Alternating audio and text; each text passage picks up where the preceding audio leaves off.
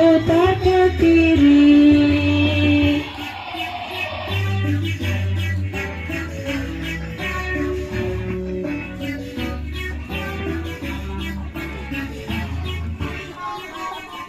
Jangan diputar-putar, bukan tangan, tangan diputar-putar, pegang. على رسول الله وعلى آله وصحبه أجمعين. رب اشرح لي صدري ويسر لي أمري واحلل عقدة من لساني يفقه قولي.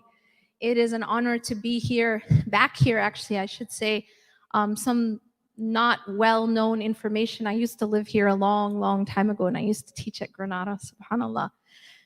Yeah, I know, crazy, right? I won't tell you how long ago, because then I'm totally going to age myself, but we'll just leave it at that. It is an honor to be here with you in the Bay Area. MCA is one of my favorite communities, alhamdulillah. I want to talk to you a little bit today about some of the themes in my books. But before I begin, I want to ask something from you, inshallah, you who are sitting here, who took time out of your weekend to be here. I want to ask you to do two things. The first thing I want to ask you to do is to set an intention within your heart. There was a reason that you came. There was so many other things you could have done, but you chose to take time out and be here. Why is that? What is your intention? What is it that you hope to gain? Because we know in our deen, إِنَّمَا الْأَعْمَالُ بِالنِّيَّاتِ, that verily actions are by intention. وَإِنَّمَا لِكُلِّ امْرِئٍ مَا نَوَى, and each person shall have that which they intended. So our intentions are very important. This is sort of like the address when you get into the car and you're going to put on your GPS. You need to know where you're going if you want to end up there. So just put within your heart, what is it that you're seeking? What is it you hope to take home with you? And then the second part of my request is I want to ask you to make a dua. I just want to ask you to ask Allah subhanahu wa ta'ala sincerely to give you that thing which you came to seek, and to give every other person who listens to this. Some people are listening online, and maybe some people will listen to the recording, that every other person who hears this can also get the same, that thing that they need to hear, and that thing that will really benefit them. So can you do those two things? Just take a few moments quietly and do that.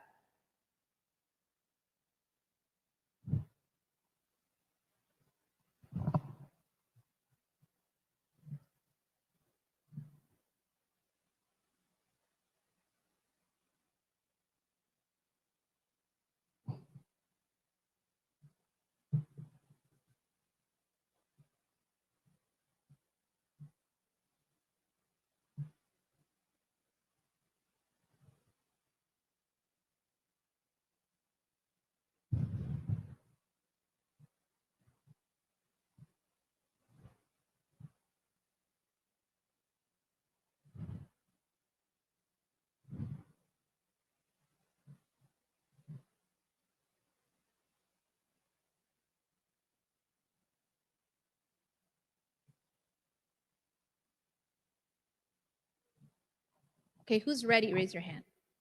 Thumbs up. You ready, or do you need a few more moments? Okay, I'll give you a few more seconds, yeah?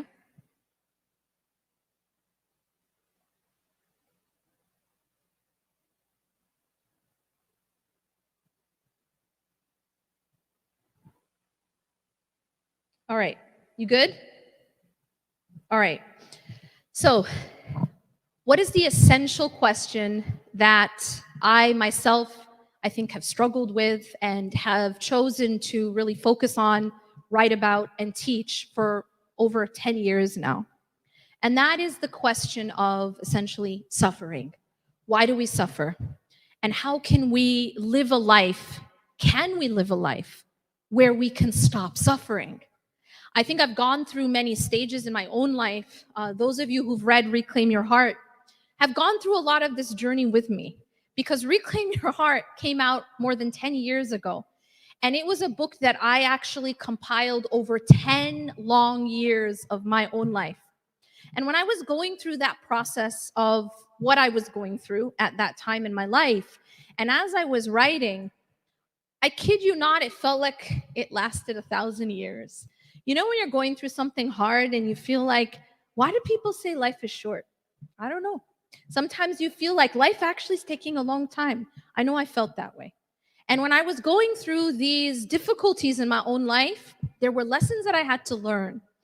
Now, if I go back to the beginning of Reclaim Your Heart, what was Reclaim Your Heart about? It was about this concept which I think the sister touched upon, that every single one of us have this thing inside of us called the qalb. And the Prophet ﷺ told us about this. He says, "Inna fil jasadi mudgha." Indeed, in the body, there's a lump of flesh. إِذَا صَلَحَتْ صَلَحَ الْجَسَدُ كُلُّ. If that lump of flesh is set right and healthy, the entire body will be set right and healthy. وَإِذَا فَسَدَتْ, and if it is corrupted, فَسَدَ الْجَسَدُ كُلُّ, that the entire body will be corrupted. أَلَا وَهِيَ الْقَلْبِ, indeed it is the heart.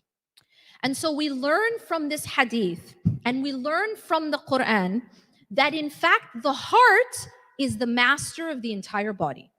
In other words, when the heart is healthy, and in a moment I'll talk about what does that mean. When the heart is healthy, then the whole person is healthy. The thinking becomes more healthy. The actions become more healthy. So now the question is, why do we suffer? Still, back to the original question. And so as I kind of went through my own journey, first, I'd say probably stage one was the Reclaim Your Heart stage, and that was a long stage, where essentially what I realized is kind of summarized in chapter 1. And that's a chapter, how many of you have read Reclaim Your Heart? So, okay, those of you who haven't, I forgive you, and you can rectify that today, inshallah. Because honestly, no. Chapter 1 is, why do people have to leave each other? That's literally the name of chapter 1. What is this chapter about? Well, I begin in the chapter talking about a dream that I had when I was 17 years old. And what happened in this dream is, I was sitting in a masjid and this little girl comes up to me and she says, why do people have to leave each other? So she's asking me this question. And in the dream, I give her an answer. I won't tell you what the answer is. Spoiler alert, right? I won't tell you what the answer is that I gave her in the dream. But I go on to talk about why this question, I believe, was asked to me in my dream. And the answer really is that I was the type of person who got very, very attached to people. And when I say attached, in psychological lingo today, we talk about insecure attachment and secure attachment. I did not have secure attachments. I had insecure attachments to my friends, to the people around me, etc. Now, what that meant was I was taking other people and I was expecting them to do something for me that only Allah can do. What was I expecting? I was expecting my relationships to fill my emptiness. I was expecting other people to be that support for me that only essentially Allah subhanahu wa ta'ala can be. And so the example that I give in Reclaim Your Heart is like a person who is climbing a cliff and holds on to a twig. What's going to happen? Well, it's called gravity. You're going to fall. Now, can you blame the twig? Is it the twig's fault? You evil twig. No. Because you have done something and you have expected something from a twig that the twig was not created to do. That's not the function of a twig. And this is where Allah subhanahu wa ta'ala tells us in the Quran, for example, that in Surah Al-Baqarah, He says that whosoever rejects taghut and believes in Allah has held on to the sturdy handhold that never breaks. And so the essential lesson that I was in the process of learning, and it's a lifelong process, was the difference between loving in a healthy way and loving in an unhealthy way. And that so much of our suffering in this life is because we expect twigs to hold our weight. We cannot put all of our expectations and dependency on something that is not created to hold that weight. And so the essential sort of message of Reclaim Your Heart was, we give our hearts away to a lot of things. And, recently I've sort of explained it in a more subtle way. See, we all love things, right? We love our families, we love our children, we love our parents, we love our money, We love our business. We love our careers. We love things, and none of these are haram to love. Can anyone give me evidence it's haram to love your wife? No, right? Is it haram to love your parents? Of course not. But here is what Allah subhanahu wa ta'ala teaches us. So there's a very interesting ayah in Surah At-Tawbah where Allah subhanahu wa ta'ala says, He describes something like 8 different things that we all love and are all halal to love. But He says something. He says, قُلْ إِنْ كَانَ آبَاؤُكُمْ أَوْ أَبْنَاؤُكُمْ. So He begins to list these things that we all love. And He begins with, if your children, or your parents, or your brethren, your siblings, your spouse. Anything haram here to love? No. Your business where you fear decline. Not your haram business, your halal business. Your dwelling, your house. We like big houses. We like nice houses. But He warns us, if any of these things, أَحَبَّ إِلَيْكُمْ مِنَ اللَّهِ وَرَسُولِهِ وَجِهَادٍ فِي سَبِيلِهِ. 3 things. If any of these things are more beloved to you than Allah and His Messenger and striving in His cause, فَتَرَبَّصُوا, then wait until Allah brings about His decision. What is Allah telling us here? I'm going to give it to you in a different way. How many of you have ever been to the gas station before? You paying attention?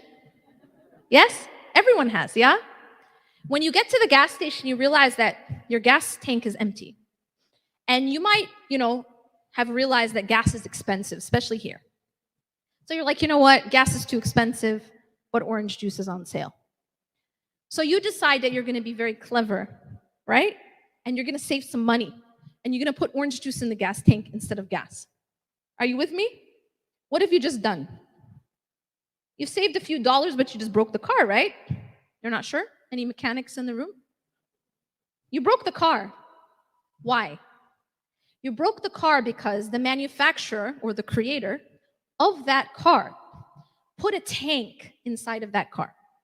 And that tank was made to only be able to hold one thing, and that's gas. And if you put anything else in that tank, it breaks the whole car. Are you with me? Following? The human being has a creator, and that creator put a tank inside of us called the qalb. And I'm going to be more specific because it isn't just the qalb, it's the core of the qalb. In other words, if you think about the heart is the seat of worship, right? But see, we love a lot of things. I'm not talking about normal love. I'm talking about the center. So that center, if you think about the qalb, or the center of your life, the center of your heart, it's like a gas tank. And the Creator made it so that it can only hold one thing at the center, at the core. Let me explain it like this. This is where you hold your ilah. Ilah. What's an ilah? Well, every one of us, we say, La ilaha illallah. But do we know what we're saying when we say La ilaha illallah? We aren't just saying there's one creator. We are saying that, but not only. We're not just saying there is only one, deity that we pray to, Jum'ah, No, we're saying something even more than that, even more comprehensive than that. It includes all of these things. But an ilah is something that you put at the center. An ilah is what's at the center of your qalb and the center of your life. So, everyone has an ilah. An atheist has an ilah. An agnostic has an ilah. But every one of those people takes something different as their ilah. So for some people, that ilah, that center, is money. Where literally that is the most beloved thing to them. It becomes an ilah for them. They worship money. For some people, the ilah is what other people think. What does that look like? A person who worships the opinions of others. Have you ever heard the statement, but what are people going to say? Anyone? You have no idea what I'm talking about, right? No one hears that. But what are people going to think? I'm telling you that I have people come to me that say things like, I was being abused. And my own family said, go back, because what are people going to say? That is an example of worshiping the opinions of others. It will oppress you. And so when you look at what are the types of ilahs that we take, some people take their own hawa as their ilah. So what is this? What does that mean? Taking your hawa as an ilah. By the way, if we were to talk about what is the religion of today, the most popularized religion of today is not Christianity, it's not Judaism, it's not Islam. It's this religion that tells you to worship your hawa. It's actually telling you that your ilah is your hawa. What is hawa? You want to know what hawa is? Hawa is this sort of umbrella term that includes my desire, my inclination, my orientation, my identification, my whims, my opinion. That's all hawa. There are people who worship the hawa, meaning whatever their ilah commands, what is the response? Sami'na wa ata'na. We hear and we obey. And so this is a very deep concept, because when we say La ilaha illallah, we're not just saying I'm pray to Allah at Jummah, I go to Taraweeh in Ramadan, I read the Quran. We're saying that nothing else deserves to be my ilah, my center, the center of my heart, the center of my life, not money, not my career, not the opinions of others, and not my hawa, except for Allah. And so if we go back to the example of you at the gas station, you just put orange juice in the gas tank, right? What you have done is you've taken something that doesn't belong in this core, in the tank, and you've put it there, and so you've broken the car. Similarly, the human being has got a tank. It's the core of the qalb. And if you fill it with other than La ilaha illallah, you're putting orange juice in the gas tank. Does that make sense? So this is the most essential reason why we suffer. Now let me explain that again. When we take something like our money or like status, this is another big orange juice that people use in their gas tank. Status, right? I mean, this is the Bay Area, right? Right? I'm in California, right? You know what I'm talking about. I lived here. I know how it is. How do I appear in front of others? What's my position? What's my title? Who's in charge? These are things that we worship.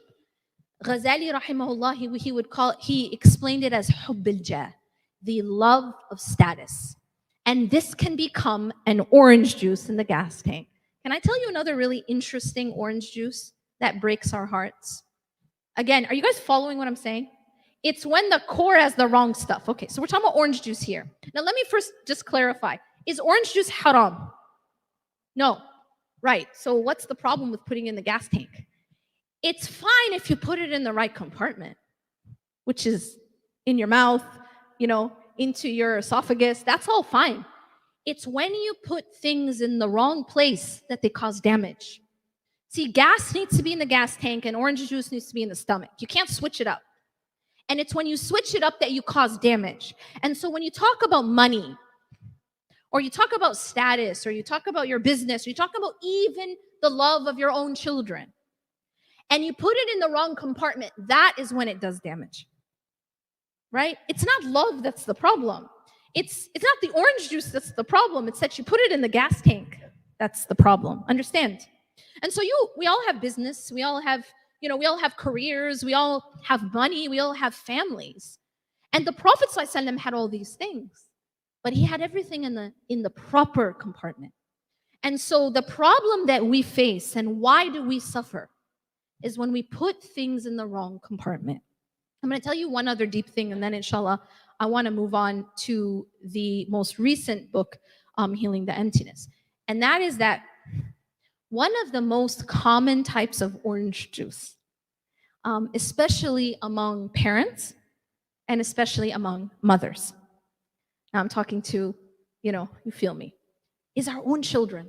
Now this is gonna sound weird. Is that our own children sometimes become our orange juice. You know what that looks like? Let me give you an example. Like a woman will give birth, and then she'll take that child, that son, let's be honest, and she'll put him at the center. And then thereafter, it's tawaf around him. Are you with me? Do you guys have any idea what I'm talking about?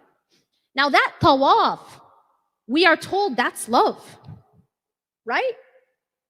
But that's not healthy. Because see that tawaf that we do around another person. Well, first it's your husband, right? But then once you have a child, it's like, what husband, right? You guys know what I'm talking about. See that? That's not healthy. Because the problem, and then of course, it's like once you have the child and the child's at the center, now like the relationship of the marriage between the husband and the wife, they just become father and mother. And then their relationship is only that they together do tawaf around the child. See, that dynamic is an imbalance. It is injustice, and it will cause a lot of suffering. In what way? Well, it will cause suffering to the person who has put the wrong center inside. So the parent will suffer. And then that child or whoever that human being is that you put at the center where Allah should be will become the cause of your greatest pain. Am I lying? Because why? The orange juice itself is causing the damage. But whose fault is it? Can you sue Mercedes? Oh, my car broke. Whose fault is it? The person who put the orange juice there. And so this is what many of us do. We break our own hearts. Do you know how we break our own hearts? We put things in the wrong place. Even our own children, even our spouse, our friends, our parents. This is another very interesting one. Because we're supposed to love our parents and we're supposed to serve our parents and heaven is at the feet of our mother. But there's also a very unhealthy way to love your own parents. Because your parents also cannot be at the center. Can I give you a proof of what I'm saying? When the Prophet ﷺ himself passed away, what happened after that? Well, we know that the companions were having a lot of difficulty, especially Umar radiallahu anh, processing this loss. And then what does Abu Bakr say? Rahimahullah. He stands up and he says, now by the way, he absolutely loved the Prophet ﷺ. He was the closest to the Prophet ﷺ. But what did he say in his famous statement? He says, if you worshipped Muhammad, know that Muhammad has died. But if you worship Allah, know that Allah never dies. What better lesson of Tawheed than that? Because nobody loved the Prophet ﷺ like him. And yet he knew exactly where to put each kind of love. And this is something that we have trouble with. We love our family, we love our money, we love our careers, we love our children. But sometimes because we've put things in the wrong compartments in our lives and in our hearts, we suffer deeply. And until we remove that orange juice from the gas tank, clean it out, and make sure that orange juice goes in the stomach and gas goes in the tank, we will continue to suffer. So this is one of the most essential reasons why we suffer at a very deep level. So a few years went by. I published Love and Happiness, which was a collection of quotes also around the same theme. And then just recently, and now it's been 10 years since Reclaim Your Heart, over 10 years, I just released Healing the Emptiness. Now, Healing the Emptiness, I wanted it to be a way for us to actually practically diagnose why we're in pain and to understand the difference between the tests that Allah subhanahu wa ta'ala gives us and the pain that is an inevitable part of life versus unnatural suffering. Let me explain. How many of you have ever been to the gym?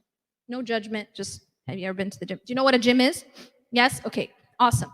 What's the idea of the gym? Well, the idea of the gym is you go to your trainer, say you have a personal trainer, and you say to this trainer, you know what, I want to run a marathon, I want you to train me. Or I want you to make me strong. I want you to make me fit. So what's the trainer going to do for you? The trainer isn't going to find you a comfortable couch. The trainer's not going to say, go sit over there, make yourself comfortable. Here's some potato chips and soda. Right? Anyone know a trainer who does that? No. What does a trainer do? The trainer gives you struggle. Am I right? The trainer gives you weight to lift. The trainer says, no, keep going. No, but it hurts. No, you keep going. But, is the trainer trying to break your back? Is the trainer trying to paralyze you? Is the trainer going to make it so that you can't ever walk again? Absolutely not. And so, in our lives, and Allah is high above any analogy, Allah is our personal trainer. Each and every one of us have Allah subhanahu wa ta'ala training us. And when Allah subhanahu wa ta'ala trains us, He doesn't necessarily make us comfortable all the time. He doesn't say, there's a couch, get comfortable, have some potato chips. That's not how you get strong, is it? That's not how you learn. That's not how you build endurance. That's not how you're going to run a marathon, is it? It's not by being comfortable, necessarily. But this is the essential point. Yes, we will have trials. And we will have struggle. Because no pain, no gain. See, you guys know. We know this in the physical world. But we forget that this is the same rule in the spiritual world. That there is a level of struggle, resistance training. There is a level of lifting weight that we have to do to get strong, right? That we have to do to learn resilience and endurance, right? But here is the question, and this became the question of healing the emptiness. What happens when I do feel like I'm breaking my back? What happens when we get to a point in our life where I am suffering? And it isn't just I'm lifting weight, but I'm okay, but I actually feel like I'm becoming paralyzed by my trials. And that is the question that Healing the Emptiness is trying to answer, is why does that happen? Why do we become overwhelmed? Why do we feel like we're drowning? Because Allah subhanahu wa ta'ala never designed our trials to drown us. Allah never designed our trials to break our back. Allah never designed our trials to paralyze us. Allah says, لا يكلف الله نفسا إلا وسعها. Allah never puts a burden or an obligation or responsibility beyond what you can bear. So now if I feel like I can't bear it, why does that happen? And that's the question of healing the emptiness. So I give an analogy. How many of you have smoke alarm in your house? Okay, only about 3 of you are awake. All of you have smoke alarms in your house. You sure about this? You're not sure? You do. Alhamdulillah. You know, there's like half the world don't have smoke alarms in their house. I've asked this question to audiences in entire countries, and they're like, no, they don't put smoke alarms in our house. So when you go home, say Alhamdulillah for your smoke alarm. Do you know what the purpose of a smoke alarm is? You don't seem like you know. Yeah? It's like the purpose of a smoke alarm is to sense any sign of fire. And then if there is fire, it plays a lullaby and puts you back to sleep, right? I'm just checking if you're awake. No, it doesn't. It alarms in a very annoying, loud fashion, right? Are smoke alarms meant to make us comfortable? Are smoke alarms meant to comfort us, to go lull us back to sleep? No. Smoke alarms do the opposite. Why? Why? Why are they so annoying? To jolt you, to force you, to figure out where's the fire, to protect you. Are you with me? So the smoke alarm isn't there to annoy you, it's there to protect you. Now stay with me. Our pain is like a smoke alarm. We'll get deep. Our pain is like a smoke alarm. In other words, our depression, our anxiety, our panic attacks, our trust issues, our relationship consistently having issues. It's a smoke alarm. It's actually alerting you. There's a fire somewhere in your life. There's a problem in your life. Figure it out. What do you do when the smoke alarm goes off? Well, there's a few options. One option is I don't like the sound of the smoke alarm, so I'm just going to take out the batteries. Well, you've solved the problem of being uncomfortable. You can go back to sleep, but your house is still burning down. And this is what a lot of us do with our pain. We're in pain. Say it's anxiety. Say it's our panic attacks. Say it's depression, trust issues. And instead of looking for the source of the fire and figuring it out and calling the fire department and extinguishing the fire, instead we look for ways to take out the batteries. In other words, we want to numb the pain. I don't want to feel it. Who likes the sound of a smoke alarm? No one does. It's annoying on purpose. It's meant to shake you up. If you're asleep, it's meant to wake you up. That's what pain does for us, doesn't it? Pain is screaming at us that there's something we have to rectify, change, fix, or heal. That's what pain is doing. So the problem is, the way we deal with pain in our popular culture is just to numb it, to escape it, to be like, let's just take out the batteries. What are addictions, you think? The actual root cause of addictions is it's a way to take out batteries from pain, from grief, from trauma. It's a way to escape the pain. And we have various different ways that we take out the batteries from our pain. Some people, they hide in addictions. Some people self-soothe through drugs, alcohol, even porn addictions. Some people try to take out the batteries from their pain by staying really, really busy. You know, staying busy in other people's lives, staying busy pleasing others, people pleasing. This is also a trauma response.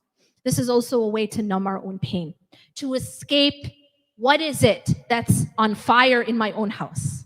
And so we look for different ways. You know, some people, they take out the batteries from their smoke alarm through social media, through their careers, through just trying to hide in other things. You know, social media is an interesting phenomenon because it's really a place where you can put a filter on everything, right? If you don't have a perfect life, just put a filter on it. You don't have a perfect relationship. Well, there's a filter for that. You don't have, you know, you have problems in your life, but you can put out a version of your life where you can hide from the problems. But then you can also hide in other people's lives, right? I mean, social media is basically a place where you find out all these irrelevant things about other people's personal life, like what kind of burger they're eating in any given moment, right? What type of smoothie, you know, who are they with? Where are they?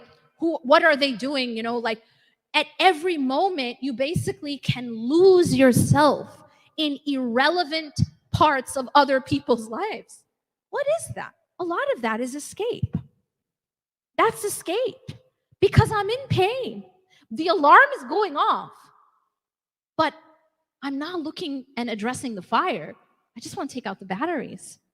Now, the problem, as you know, is that if you're just taking out the batteries, you haven't addressed the fire, so it's still burning your house. And this is how our pain turns to suffering. Remember, the pain was the alarm. The pain wasn't actually the problem. The pain was the signal of the problem. I don't know if you guys understand what I'm saying. Do you know that the depression itself is actually pointing you to the actual problem? This is like mind-blowing. See, the depression itself is telling you there is a fire in your life. Address it. You know, a lot of times the depression and the anxiety is due to old trauma, abuse, even in childhood. You know, people think that it's like, you know, gunshot wound, right? Oh, you cover it up with a Band-Aid, you put a pretty filter on it. What gunshot wound? And it's just going to go away, right? Because you covered it. No, right? We know that wounds don't disappear because you cover them up, do they? What happens over time to wounds that are not addressed? They get infected. Thank you. And so sometimes the pain that we're dealing with today, in whatever form that is, whether that is panic attacks, anxiety, depression, trust issues, it's actually rooted in old trauma. And we haven't addressed the trauma. We haven't healed.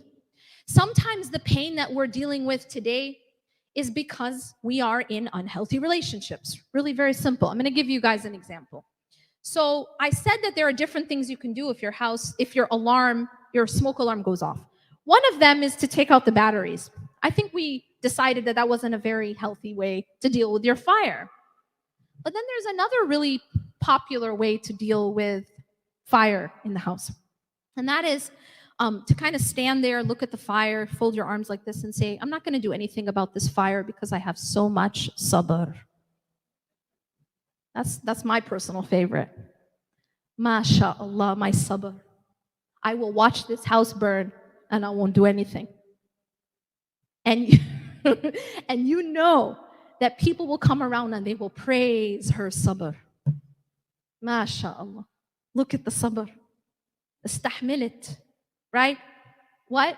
She's watching her house burn and she's not taking action, and we call it sabr.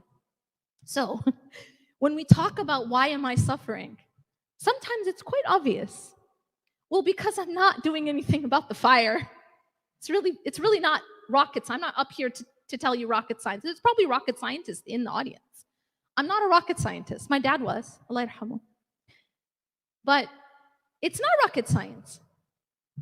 You're suffering because you're not doing anything about the fire. You're sometimes looking at the fire, you know exactly what it is, but you believe that your sabr makes you do nothing about a fire in your own house. And I'm here to tell you that's not sabr. We need to redefine and go back to what sabr actually is. The Prophet ﷺ said, if you see something wrong, change it with your hand. And if you cannot, then change it with your tongue. And if you cannot, then at least hate it in your heart. And this is the weakest of faith. And he said, help your brother if he is oppressed or he is the oppressor. So companions asked, we know how to help if he's oppressed. How do we help if he's the oppressor? And he said, by stopping him from oppressing. This is what we're taught. We are not taught to stand in burning houses and do nothing and call it sabr. That's not sabr. I met a woman, she told me, my mother said I should be able to drink poison and keep a smile on my face. That's not sabr. What does sabr require when your house is on fire? Well, it requires calling the fire department. It requires getting a fire extinguisher. It requires taking every possible action to stop the fire. Am I right or no? But now what happens if you can't stop the fire? What happens if you've tried intervention? If you've tried to extinguish the fire, you've called the fire department, you've used the fire extinguisher, you've done everything you can, and the fire continues. What happens then? Here is where we do dhulm to people in our community, because we say, stay in the burning house and keep your children there for the sake of your children. That's what we do. Is that not criminal? If the fire is not stopping. Now look, I don't say, if your house is on fire, just run. No, try first. Save your house. Try to save your house. Try everything you can to save your house. But for the love of God, if the fire continues, you cannot stay in a burning house. And this is the part that just seems so obvious, but yet not so obvious. This is not what sabr means. And I can tell you that I've traveled all over the world to give this message because it's in our deen. And too much of what we believe and what we're taught and what we teach is absolutely toxic, and it is not Islam. Islam never told us, stay in a burning house. And so when we want to talk about why am I suffering, there's a lot of reasons why we might be suffering. But one of the most obvious is if your house is on fire, that might be why you're suffering. So environment matters. And so what I do in healing the emptiness is I break it down into 4 categories of places that you have to check for the source of the fire. So you know you're in pain. Say I'm in pain, my alarm is going off. I have to figure out now where's the fire so I can extinguish it. And so we have to check 4 parts of our life. First, we need to check the biological. Yes, I might be in pain because of a biological breakdown. Maybe it's because of hypothyroidism. Maybe it's postpartum. Maybe it's because, I have to change my diet. Maybe it's, there are various biological reasons why I might be suffering psychologically and emotionally. But biology is only one part. And unfortunately, this is where a lot of the discussion ends when it comes to emotional and psychological suffering. And a lot of times it's just, you're suffering, here's a pill, goodbye. Well, the problem with that approach is you haven't checked the other parts of the house. There's 3 more parts of your life that could be the cause of the suffering. In other words, the source of the fire. Are you with me? What are those other 3? Number 2 is to check the environment. If the environment is toxic, you're going to suffer. Really very simple. The house is on fire, you're going to suffer. You got to sort out the house. You got to sort out the environment. Do everything in your power to fix it. But if it does not get fixed, again, you do not stay in a burning house. Number 3 is you have to check the psychological or the mental. This is how we think. Many of us, we suffer because our thinking is unhealthy. And there is a process of healing our thinking. One other thing I just want to add, and a lot of people need to hear this, there isn't any shame in getting counseling. There's no shame in getting therapy. In fact, this is, our deen teaches us, the Prophet ﷺ, he saw a man who wasn't tying his camel. And he asked him why, and he said, because I have tawakkul. I put my trust in Allah. And what did the Prophet ﷺ say in the famous hadith? "I'aqilha wa tawakkal." Tie it and also put your trust in Allah. So tying our camel, what does that mean? Well, if I'm having a marriage problem, getting counseling is part of tying my camel. If I am suffering from trauma and or other mental health challenges, getting therapy is part of tying my camel. And it can be part of my worship. And so really we have to understand that tying the camel is part of tawakkul. They go hand in hand. Now, we said biological, environmental, mental, and then number 4 is the spiritual. And I would argue this is the most important room of the house. This is the most essential part of our life that needs to be healthy, or we suffer. So is everyone with me? It's a pretty straightforward concept. Why do we suffer? We suffer when there is a breakdown in one or more of these 4 elements of our life. The biological, the environmental, the mental or psychological, and the spiritual. If we are spiritually unhealthy, if we do not have a strong relationship with Allah subhanahu wa ta'ala, we will suffer. And there's no other way to frame that. It's like a person who isn't properly breathing. The remembrance of Allah, one way to understand the remembrance of Allah, specifically the salah, is like oxygen. Oxygen for the heart. So what happens to a person who stops breathing? Again, not rocket science. What happens when you stop breathing? Anyone? You die. Thank you. Wow. Honestly. Simple, right? This is what happens to a person who stops remembering Allah. Someone who stops praying or doesn't pray as they should or doesn't remember Allah as they should. It's like a person who is deficient in oxygen. What happens to that person? They become very weak, become sick, and eventually die. So this is something we have to understand. The heart also needs oxygen. And the oxygen of the qalb is the remembrance of Allah subhanahu wa ta'ala, most specifically the salah. Inshallah, on that note, I will pause for the salah. And inshallah, when we return, I will have a chance for Q&A, and then I have my books available for those who want to get a copy. أقول قولي هذا واستغفر الله لي ولكم إنه غفور رحيم.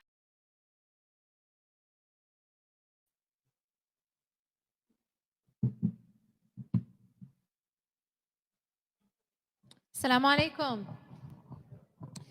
أعوذ بالله من الشيطان الرجيم. بسم الله الرحمن الرحيم، والصلاة والسلام على رسول الله وعلى آله وصحبه أجمعين.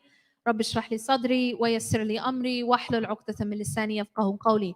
So before we jump into the Q&A, I just want to add some points regarding an important question, which is that, you know, as we go through this life, we are going to be tested with various things. And one of the things that Allah subhanahu wa ta'ala tells us that we are tested with is loss. How do we heal from loss? How do we heal and how do we navigate grief? You know, this is a very, very important question. So obviously, it's a very brief discussion we're having right now. I do get more in depth about specifically grief in the book Healing the Emptiness, as well as the other books. But the one thing that I do want to leave you with is the fact that a few sort of pointers when it comes to navigating grief.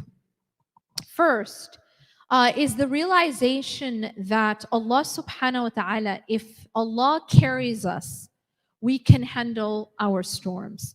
And only if Allah subhanahu wa ta'ala carries us. So there's an important lesson that we learn from a dua that we say during times of hardship, and that is Allahumma la sahla illa ma ja'altahu sahla. This is a very important principle. This is a dua that we're taught to say in times of difficulty. Allahumma la sahla illa ma ja'altahu sahla. Oh Allah, nothing is easy except what you make easy. So this is lesson number one. Allahumma la sahla illa ma ja'altahu sahla. Lesson number one. And I want to just take a moment and reflect on that. Allah subhanahu wa ta'ala, if He decides to carry us through a difficulty, something that would crush someone can feel light to us. And that is only through the help of Allah subhanahu wa ta'ala. That's not because one person is weak and one person is strong. This is a myth. You know, we have this idea that there's like strong people and then there's weak people, right? Oh, you know, she's so strong, or he's so strong. And by the way, a lot of times when we say these statements, what we mean is they don't cry. You know, we look at someone who doesn't cry and we say, MashaAllah, look at the sabr. This is another, by the way, misunderstanding of sabr. And that brings me to the next point. So first, let me just emphasize this first point. Allahumma la sahla illa ma ja'altahu sahla. Oh Allah, nothing is easy except what you make easy. Allahumma la sahla illa ma ja'altahu sahla wa anta taj'alul hazna idha shi'ta sahla. And you make what is difficult easy, if you will. This is an important principle to understand. Nothing is easy except what Allah makes easy, and Allah can make what is difficult feel easy, if He wills. So this is lesson number one. Lesson number two is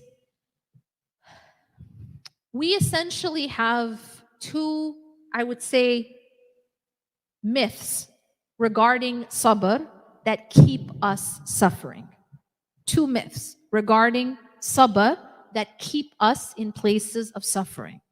The first myth I've already covered briefly, which is this idea that sabr means standing in a burning house and doing nothing, drinking the poison and keeping a smile on your face, turning the other cheek. This is not sabr. This is something that is not part of our deen. So the second misunderstanding of sabr that keeps us suffering is the idea that sabr means you cannot feel grief. You cannot cry. You cannot express emotion. You cannot express sadness. This is false. And I will give you a few pieces of evidence. Number one piece of evidence. Who was the prophet who had sabrun jameel? Beautiful patience. Yaqub alayhi salam. Wasn't he the same prophet who cried until he went blind? So let's look at that. He had sabrun jameel and he cried. Isn't he the same prophet who cries out to Allah subhanahu wa ta'ala, innama ashku bathi wa huzni ilallah. Indeed, I complain of my pain and my sadness to Allah. So let's look at that for a second. What does that mean? Number one, it means that sabr doesn't mean I can't cry. Number two, it means that sabr doesn't mean I don't feel grief. He is the same prophet who has sabrun jameel, beautiful patience, and the same prophet who is expressing his grief to God, who is feeling his pain, who is feeling his grief and crying. So this is one of those myths, which is not, I would say, an innocent one. I would say it is quite toxic. Because what you find is, when you don't process your pain, it doesn't disappear. Something else happens to it. So I'm going to give you guys an example. How many of you in this room like cheesecake? Okay, the rest of you, try tasting it, for the love of God, honestly. Are you all okay? So anyways, cheesecake. Imagine you have a slice of cheesecake. What? Lava cake. I'm with you on that. Imagine, though, you have a slice of cheesecake. Now, cheesecake is designed to be digested in a very particular way. It has to go into the mouth, go down into your digestion, and then go through a process before it can be released. Am I right? Everyone with me? But what happens if you don't process the cheesecake, you don't digest the cheesecake, and you take the cheesecake and you put it in your bag and you zip up your bag? And you say, what cheesecake? What's going to happen to that cheesecake? Well, maybe after a day in your bag, it's going to be pretty messy, right? But tell me what happens after a week. What happens after a month? What happens after a year? What happens after a decade of that cheesecake? It never got processed. It never got digested, and it just got stuck. What's happened to it? I can tell you right now, it's no longer cheesecake. It is alive in your purse, in your bag. And now what used to be cheesecake, it just needed to go through a certain process. And it can only be released if it goes through that process. And because you did not process it, digest it, what it turned into was poison. You see what's in your bag right now? It's not cheesecake anymore. It's not even grief anymore. It's something else entirely.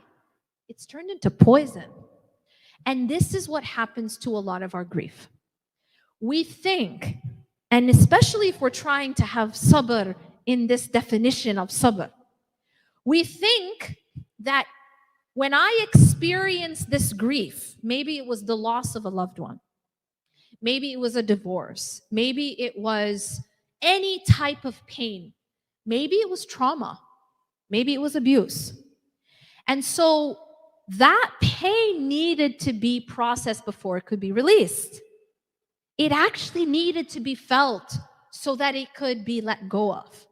But because I did not process it, and instead I put it in my bag, I zipped it up and I called it sabr.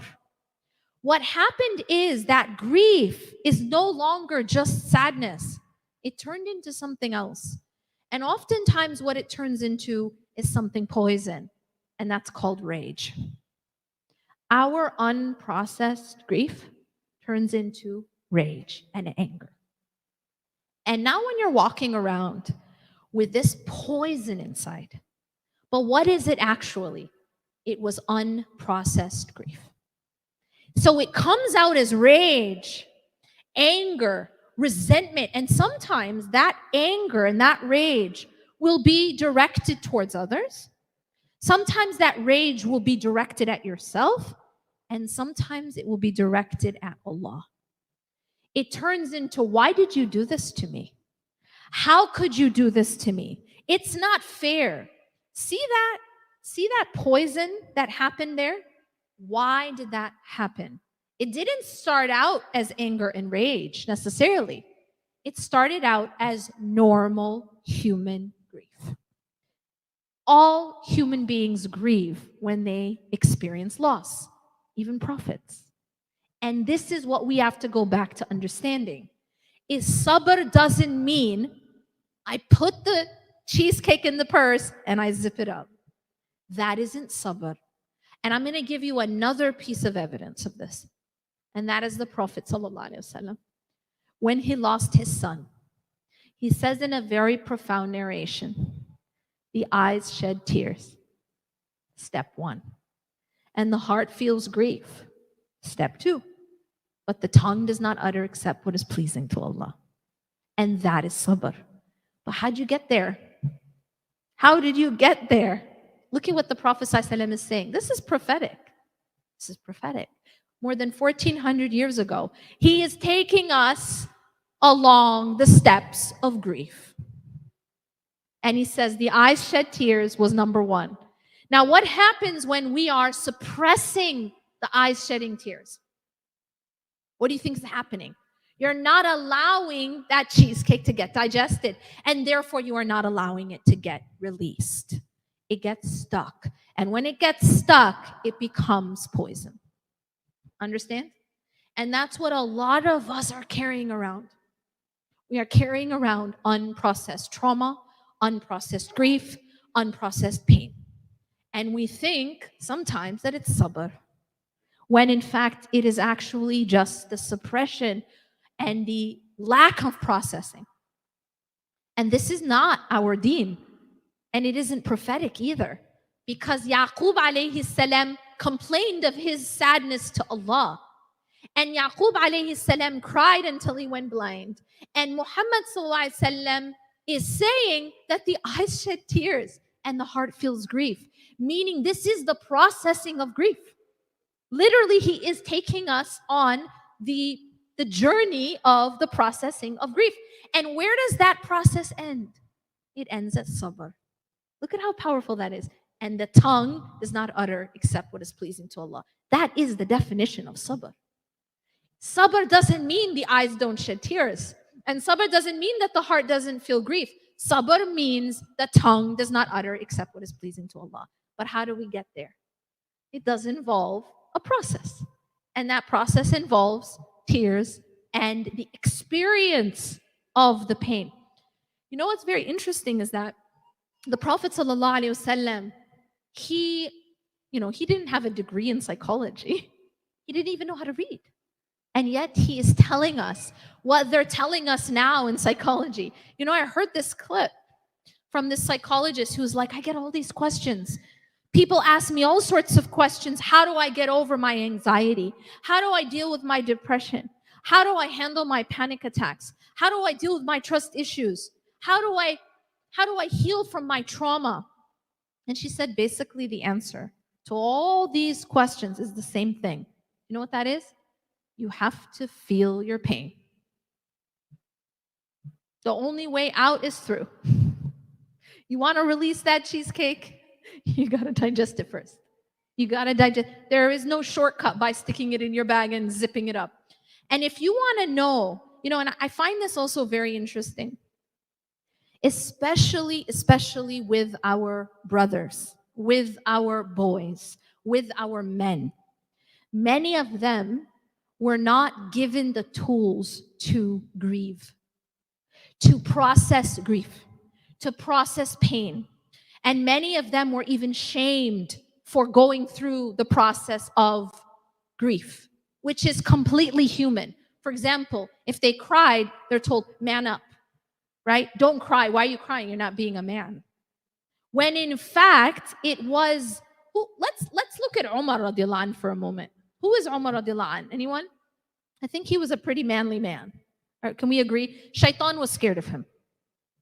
You with me? Right? He used to cross the street because he was scared of him.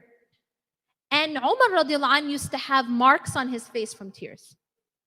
Let's look at Abu Bakr radiallahu anh. He was the one who, when the people said we're not going to pay zakat, he was the one who protected the deen from these people who were trying to separate between salah and zakat, right? He was a strong man. And you know what his nickname was? Al-Bakka. What does that mean? The one who cries a lot. In fact, at the deathbed of the Prophet ﷺ, we know what happened. The conversation between Aisha and the Prophet ﷺ. But have you reflected about that conversation? He says to Aisha radiallahu anha, tell your father to lead the prayer. He was dying. And he said, tell your father to lead the prayer. What did she say? But he cries too much. That's how much he was known for crying a lot. And the Prophet ﷺ responded with, tell your father to lead the prayer. So this idea that, either being strong or being manly or sabr means to suppress grief is apt. Not only is it wrong, but it is toxic. And it is keeping a lot of people suffering. And it's doing something else too. A lot of our boys are dealing with a lot of anger. And the anger, sometimes it is challenged, it's channeled towards aggression, sometimes channeled towards self-hatred, violence, drugs, alcohol, gangs, whatever that is. But ultimately, it's grief and trauma and pain that just wasn't processed. And as a result, it's like they're carrying around all this anger because the cheesecake just became toxic. So we have to, if we want to talk about grief, there's no shortcut to processing it, to processing the cheesecake. So some of us, we feel, maybe we feel afraid to get into it, or we feel that it's a weakness, we feel shame. But I remind you about the prophets, peace be upon them. They all experienced pain. They all experienced loss. They all experienced dysfunction in their families. I mean, if you looked at their lives, look at their lives. Look at Muhammad sallallahu alaihi wasallam. I mean, his uncle was leading the push against the Muslims, the assault against the Muslims. When you look at Nuh alayhi salam, his son did not believe and ended up not being saved. When you look at Lut alayhi salam, his wife. So we need to move out of this idea that, we're supposed to have perfect lives, right? We're supposed to have perfect families. We're supposed to never have any problems. If we are good Muslims, we're never going to have problems in our families and in our lives. That's absolutely false. We're all going to be tested in different ways. And we are tested in our family, and we are tested in our wealth, and we are tested in our health, and we are tested in so many ways. But never ever think that your tests are shameful or that Allah subhanahu wa ta'ala is punishing you. So I'll end with this, inshallah. One of the most powerful tools of healing, something that I talk about in depth in the book, is something called Husn al-Dhann billah. Husn al-Dhann billah. How many people know what this is? Essentially, this means always having a positive opinion of God. Always having a positive expectation of Allah subhanahu wa ta'ala. Let me give you an analogy. Imagine right now, this is all finished. You go out there, your mother is there to pick you up. And she starts driving. And she starts going in a route that you don't recognize. And you're like, where are we going?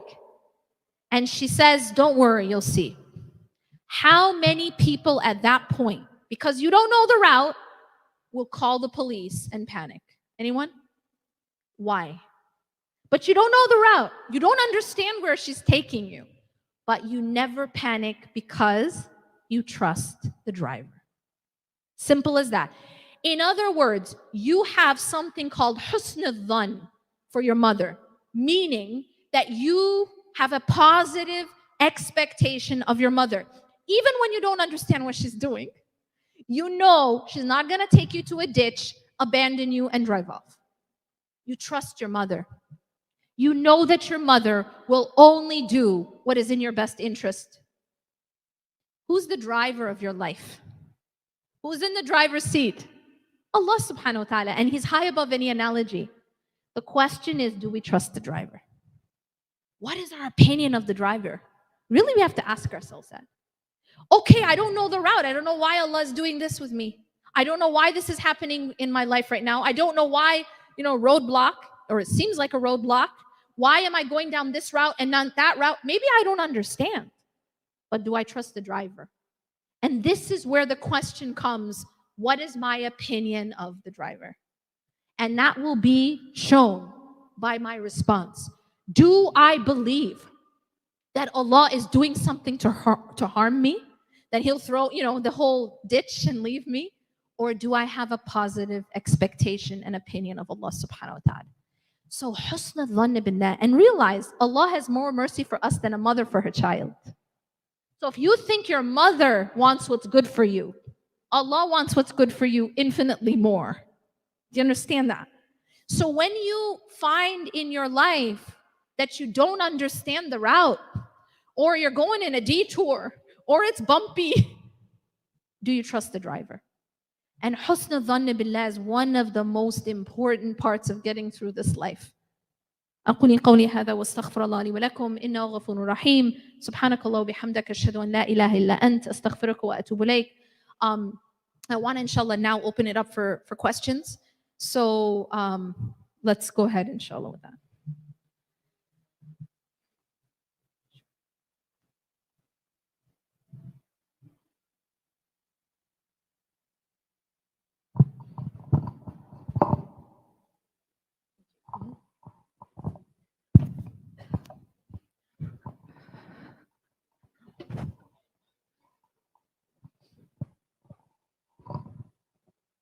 Okay, inshallah, just going to quickly read through some of these.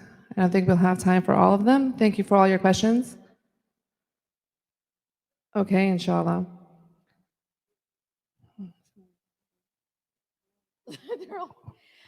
She goes, some of these are heavy. Some of them are heavy, understandably so. All of us have trials and tests. Okay, this one's good. How to prevent from blaming others for your suffering. Example, the loss of a loved one, or having ill feelings towards those who have used to treat them badly when they were alive. So I will say this. It's important that we don't give other people more power than they actually hold. We oftentimes think like, this thing happened because of such and such, or this person did this to me. I think it really comes back to Tawheed. La ilaha illallah. Absolutely every single thing is, Allah subhanahu wa ta'ala tells us in a hadith, for example, hadith Qudsi, that if all of the nations were to gather together to harm us, they could never even touch us unless Allah subhanahu wa ta'ala had willed it. And if all of the nations come together to benefit us, they would never be able to benefit us with anything unless Allah had willed it. And so now the question becomes, well, then why did Allah let it happen? And now this is where a lot of us, we don't see things properly. So Allah tells us in the Quran, "Asa an takrahu shay'an wa huwa khayrun lakum." It might be that you hate something and it's good for you. وَعَسَى أَن تُحِبُّ شَيْئًا وَهُوَ شَرٌ لَكُمْ. And it might be you love something and it is bad for you. وَاللَّهُ يَعْلَمُ وَأَنْتُمْ لَا تَعْلَمُونَ. And Allah knows and you do not know. This is an important principle. I can tell you right now that a child, so say you have a 2-year-old, right?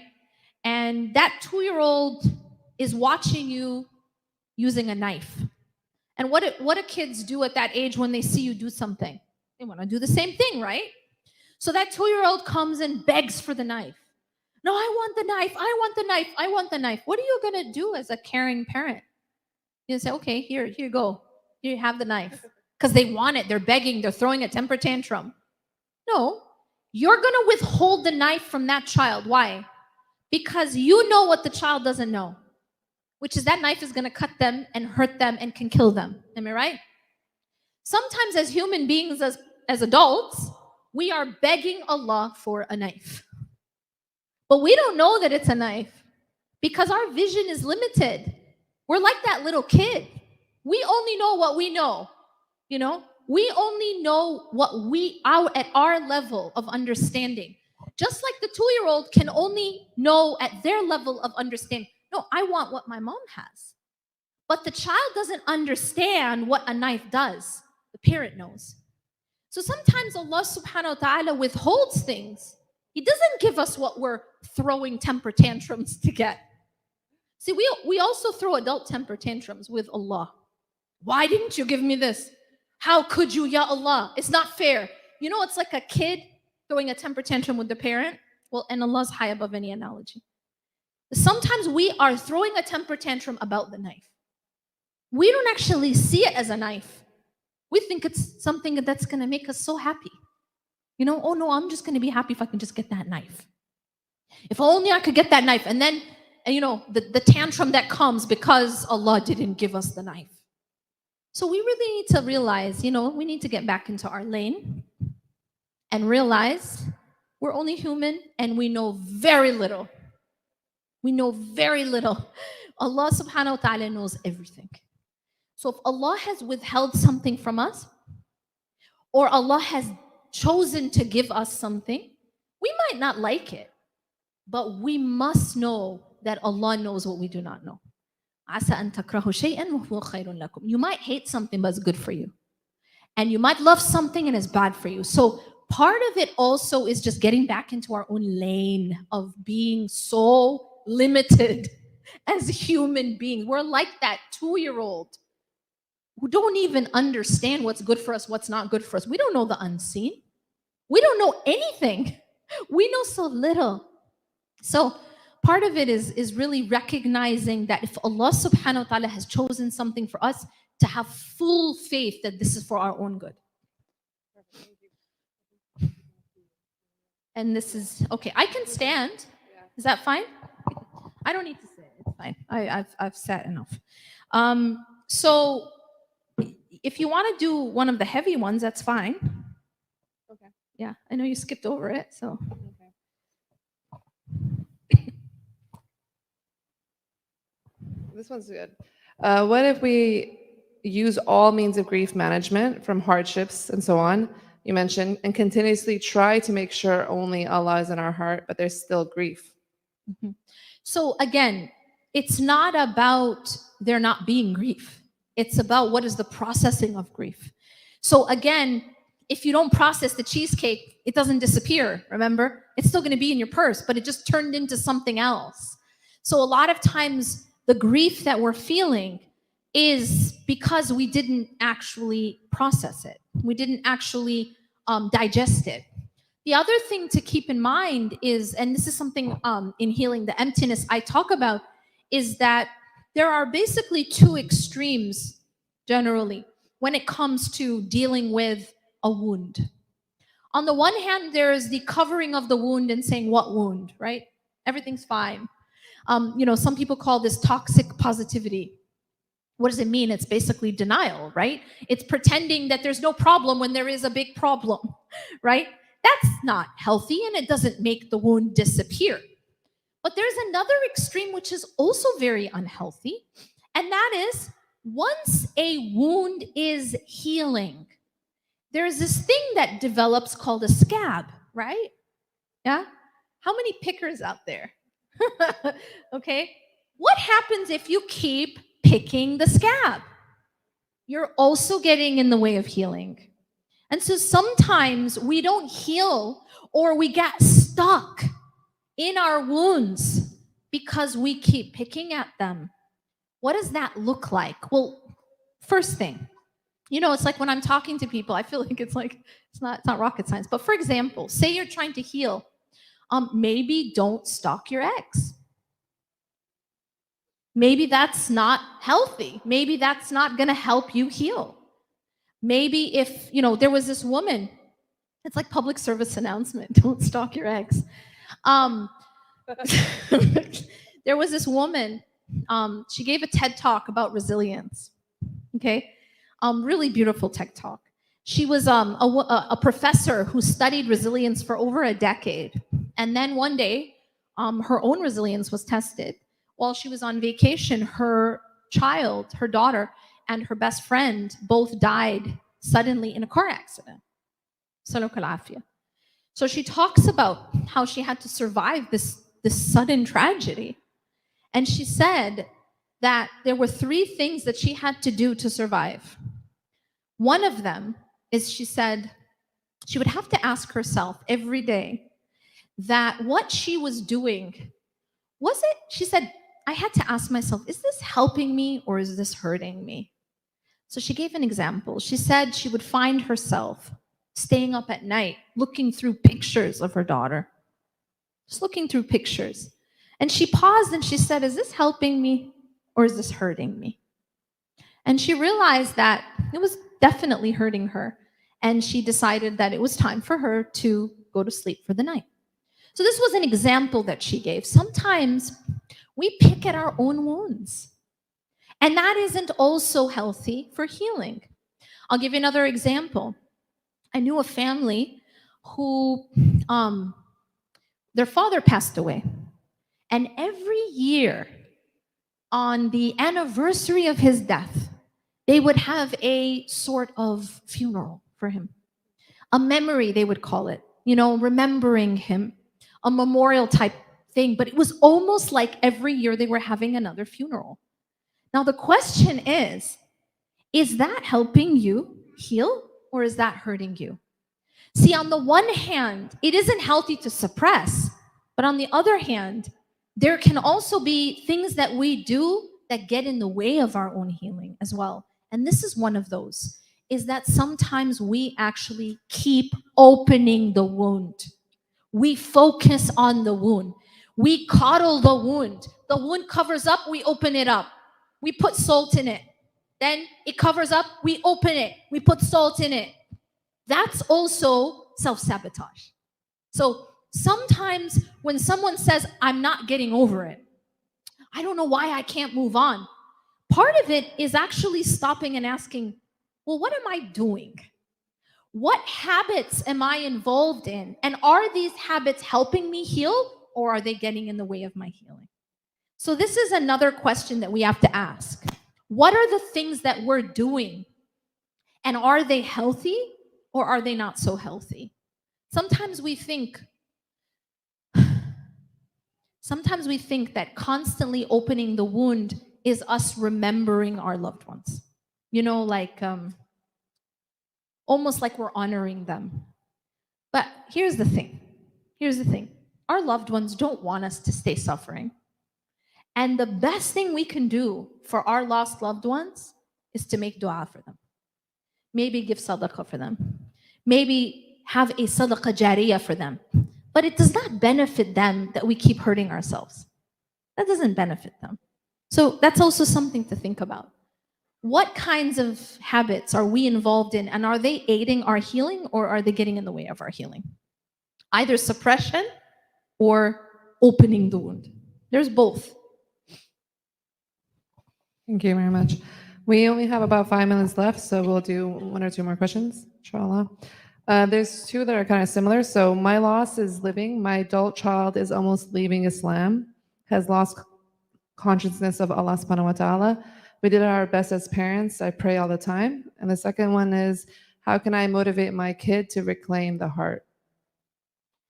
So, one of the most heartbreaking for me ayat in the Quran are the ayat of Nuh alayhi salam pleading with his son. It's just heartbreaking. One thing that's very difficult for us to really, really absorb is this concept. Even the Prophet ﷺ had to learn this, isn't it? إِنَّكَ لَا تَهْدِي مَنْ أَحْبَبْتَ وَلَكِنَّ اللَّهَ يَهْدِي مَنْ يَشَاءُ لَعَلَّكَ بَاخِعٌ نَفْسَكَ. Allah subhanahu wa ta'ala is saying to the Prophet himself, sallallahu alayhi wasallam, indeed you do not guide whom you love, but indeed Allah guides whom He wills. Because his own uncle, he couldn't get him to say La ilaha illallah before he died. And the Prophet ﷺ is being told, you're almost going to kill yourself that they're not believing, to make them believe. So this was a lesson it's not easy to absorb this concept, that we do not control another person's heart. We cannot save another person. Nuh could not save his own son. Lut could not save his own wife. That sometimes, what about Ibrahim alayhi salam? He couldn't save his own father. So these are lessons we see again and again. Number one is recognizing this truth. We cannot save another person. Only Allah can save another person. And I advise you to remember this, because a lot of times we can drown ourselves trying to save another person who's drowning. And I have seen that a lot, especially with women. That's what we do. We are the saviors. And sometimes we will drown ourselves, but we are not saving that other person. So this is an important lesson. Only Allah can save. Only Allah can save. It's not easy, but this is the truth. So when you recognize that, number one, you're not saving that other person, nor do you have the power to save that other person. But you have your hope in Allah. Don't lose your hope in Allah. So I'm not telling you to give up hope. I'm telling you, you're not the one saving them. I'm telling you, put your hope in Allah. Put your hope in Allah to save that loved one. And don't lose hope in Allah. I met two people while I was on tour this summer, two different people who came to me and said, one came to me and said, I left Islam for 20 years and I came back. 20 years and I came back. And another person told me, I left Islam something for 10 years and I came back. So don't ever lose hope. Put your trust in Allah subhanahu wa ta'ala and have your hope in Allah, and don't stop making dua. And try your best, advising them, inviting them to lectures, giving them books. There's 3 over here. No, but seriously though, and keep making dua, especially at tahajjud time, especially in the last third of the night. Put your head to the ground and make dua, and recognize that Allah hears. Don't lose hope. Jazakallah khair, that was Yeah. beautiful. Thank you. And last question for the evening. What is your advice on dealing with loneliness and depression? Because I've been working on my deen, but my close friends of 15 plus years are nowhere near. Oh, you know what? SubhanAllah. When it comes to loneliness, one thing I've learned about life, I guess, and loneliness and people is that we as human beings, we go through seasons just like the weather. And there are seasons, just like there are seasons in the world. There's seasons of winter, everything seems like it's dead. Then there's seasons of spring, where things come back to life. Seasons of summer, seasons of fall, where things, again, dying, but still beautiful, because I love fall. But subhanAllah, our life is like that too. We go through seasons. So if you're in a winter and it feels like you're all alone and everything is like dead, don't lose hope. And recognize that we all, even our hearts, our lives, have to go through seasons. And sometimes, and I can tell you this from experience, sometimes you might think that something is dead, but it's actually just going through a process. There's this really powerful quote. Actually, let me read you the quote.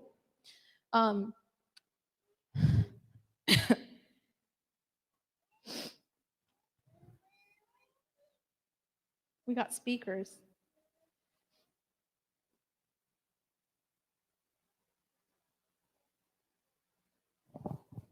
All right. So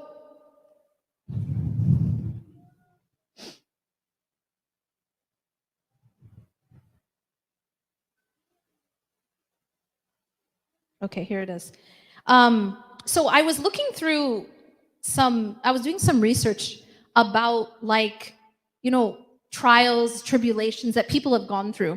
And I came across this really interesting study. Well, first there's the really cool quote in Wolverine, right? Where he's being made, right? And what is he told? We're gonna make you indestructible, but first we're gonna have to destroy you, right? This is like, you guys don't know Wolverine? Like, come on now. So when he's being made indestructible, he first had to get destroyed, right? And there's this quote that I came across, right? For a seed to achieve its greatest expression, it must come completely undone.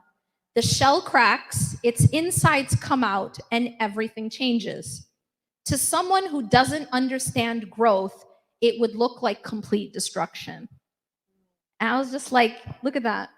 So this process, and this is throughout the physical world, Allah shows us again and again that everything is a process. Somebody who plants a seed might say it's not working. In fact, you can imagine what the seed is saying. It's dark here. There's nobody around. I'm literally being buried. But it's part of the process of the growth. It is part of the process of a tree growing and then a forest. And so we will go through periods in our life where maybe it's like a seed that had to be buried. Sometimes it's the opening of the seed that feels like destruction, but it's all part of the process. As long as, and I'll tell you this, as long as we do not let go of the rope of Allah, as long as you hold on to the rope of Allah in every state, when it's dark, when it's light, when it's winter, when it's spring, when in every state you hold on to Allah, you will be okay. Sometimes we will go through times of loneliness. Sometimes we'll be alone, and sometimes we'll have people. But always hold on to Allah. And whatever state you are in, it will be good for you. It will always be good for you. And by the way, you can find examples in our prophets. We can find all of these. You can always find your story in the Quran. Your story is in the Quran. The stories of the people who are lonely. Look at Maryam alayhi salam. She was all by herself. Everybody was insulting her. Everybody was slandering her. If you look at the story of Nuh alayhi salam, you're struggling with your child. You look at the story of Lut alayhi salam, you're struggling with your spouse. You look at Asiya, struggling with an abusive husband, and how she stood up for what she believed in. Every single one of us, our story is there. So these are all lessons for us. Our state is going to change. We're going to go through different seasons. We're going to go through different trials. But as long as you hold on to the rope of Allah, you will grow through it. You will not be destroyed. And honestly, that is, speaking of heavy questions, let me just end with this. At the end of my tour, I went to Singapore, and at the end of the tour, one of the last questions, this woman stands up and asks me, do you know what she says? She goes, I've been given a diagnosis, stage 4 cancer, and I've been given only something like 13 months to live. How do I prepare my children for my death? That's literally what she asks me. And I was just like, deep breath. SubhanAllah, look at the heaviness of these people. These are our trials. And you know what I said to her? I said to her, you know what? There's a storm coming. And you've been told there's a storm coming. How do any of us survive a storm? We have to go to shelter. I said, you have to teach your children and your family to enter shelter. The only shelter is the shelter of Allah subhanahu wa ta'ala. That is the only way that we can survive a storm. And that is by being close to Allah subhanahu wa ta'ala. Enter the shelter of the nearness of Allah. That's the only way you're going to survive the storm. So you're going to leave your family behind. You cannot protect your family. You cannot take care of your family. When the mother of Musa alayhi salam was living at a time when Pharaoh is killing babies, she couldn't protect her child, could she? And if she had tried to hide him, they would have found him. What did she have to do? She had to give it to Allah. She had to put her trust in Allah, and Allah protected her son. That's the only way. So honestly, there is no other shelter. And we all have different types of storms. أقول قولي هذا واستغفر الله لي ولكم إنه غفور رحيم سبحانك الله وبحمدك أشهد أن لا إله إلا أنت أستغفرك وأتوب إليك. جزاكم الله خيرا for coming, spending your Sunday evening here. Alhamdulillah. And inshallah, I will pause there, and inshallah we can have an opportunity if you haven't gotten your book. Jazakumullah khairan. Jazakallah khair. Please, huge round of applause for Ustadha Yasmin. Thank you for coming to see us. Jazakallah khair, Jazakallah khair, Jazakallah khair.